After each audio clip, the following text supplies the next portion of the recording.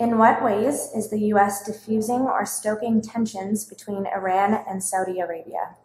Well, I don't think that the tensions between Iran and Saudi Arabia need to be stoked.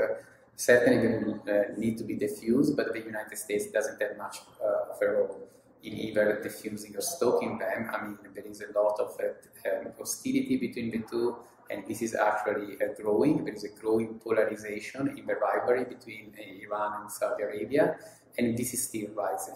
Certainly there is a hope in DC that some sort of dialogue may be started, but we are very, very far from that happening at the moment. So we have to wait and see how this evolves.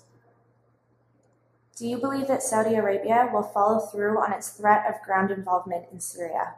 No, I don't think that Saudi Arabia has the wherewithal to have troops on the ground in Syria. At the moment, Saudi Arabia does not even have a well-developed intelligence network there, unlike Iran or Turkey or certainly Russia and the United States.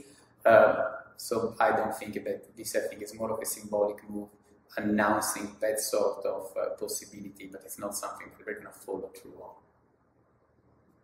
How does Iran's influence and strategy in the various proxy wars differ from Saudi Arabia? Well, the Iranians have been at it for way longer, all the way in Lebanon, all the way back to the Islamic Revolution. So in a way, they're much more skillful. They do have a network on the ground. They do have much more of a power projection capability in these sort of proxy wars. The Saudis have affected a shift in their foreign policy very recently, going all in on Syria, being more proactive.